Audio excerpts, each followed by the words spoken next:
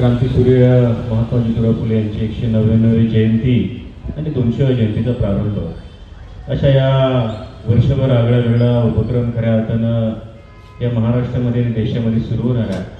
आणि त्या निमित्तानं आपल्या खेड कृषी उत्पन्न बाजार समितीच्या चाकण आवारामध्ये आज गेल्या दीड वर्षापूर्वी खऱ्या अर्थानं ह्या महात्मा ज्योतिराव फुले आणि क्रांतीबाई सावित्रीबाई फुले यांच्या पूर्णातुकी पुतळ्याचा सोहळा मोठ्या थाटामाटामध्ये आपल्या कृषी उत्पन्न बाजार समितीच्या प्रांगणामध्ये संपन्न आला. आणि आज हे दोन्ही शिल्प चाकणच्या नव्हे तर खेड तालुक्याच्या वैभवामध्ये भर घालणारी आहे.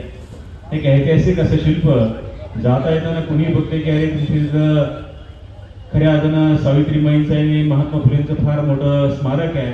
मी आता जिल्हा परिषदेमध्ये जेव्हा गेलो रामशेठ तेव्हा अनेकांनी उल्लेख केला की पवार साहेब आले, भुजबळ साहेब आले, एवढा मोठा कार्यक्रम बाजार समितीच्या प्रांगणामध्ये, एवढं मोठं शिल्प पुणे जिल्ह्यामध्ये खऱ्या अर्थानं कुठल्या बाजार समितीमध्ये असेल तर आपल्या बाजार समितीमध्ये, आपल्या बाजार समितीच्या प्रांगणामध्ये आहे. आणि आज खरं तर मी आता ज्या जिल्हा परिषद सदस्य आहे, जिल्हा परिषदेने एक अभिनव उपक्रम केला. काय उपक्रम केला की महात्मा फुलेंचं जे जन्मगाव आहे खानावडीच्या परिसरामध्ये, तिथं अशी जिल्हा परिषद शाळा बनवलेली आहे की जसं नवोदय विद्यालय, या महाराष्ट्रातला गोरगरीब, या भारतातला गोरगरीब कुणी जर विद्यार्थी त्याच्याकडे टॅलेंट आहे तर त्याला मोफत शिक्षण त्या खानावडीच्या शाळेमध्ये मिळणार.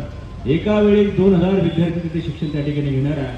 आणि आता 10.5 वाजता त्याचं उद्घाटन या राज्याचे मुख्यमंत्री आदरणीय देवेंद्रजी फडणवीस साहेब आणि राज्यातले अनेक मंत्रिमंडळातले सगळे सहकारी त्या ठिकाणी पुणे जिल्हा परिषदेने हा उपक्रम त्या ठिकाणी घेतला की ज्या महात्मा ज्योतिराव फुलेंनी शिक्षण आणि शिक्षणाची चळवळ या हिंदुस्थानमध्ये पुढे नेली, त्यांच्या जन्मगाव असलेल्या शाळेत त्यांच्या स्मारकाची तर त्यांचं स्मारक म्हणजे काय तर त्यांचं स्मारक शिक्षणाचं स्मारक करण्याचं काम पुणे जिल्हा परिषदेने केलं आहे.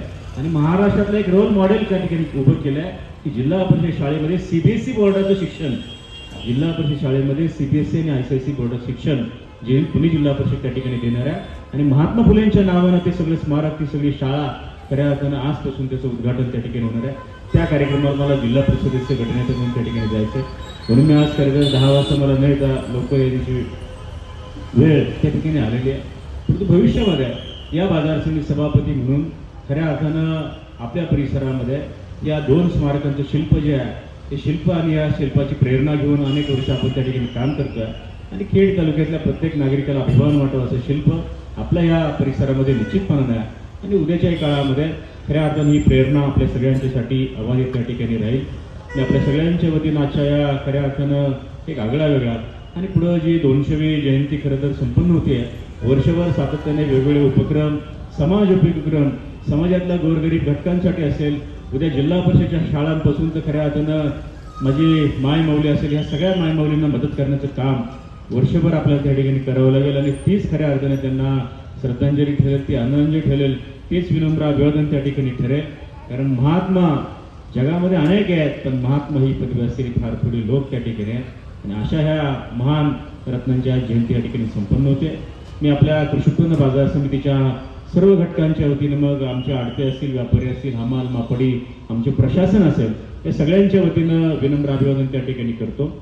आणि भविष्यामध्ये देखील या शिल्पाच्या संदर्भामध्ये बाजार समितीच्या वतीने जे मदत लागेल ते सगळं करण्याचं काम बाजार समिती सभापती म्हणून ग्वाही देतो.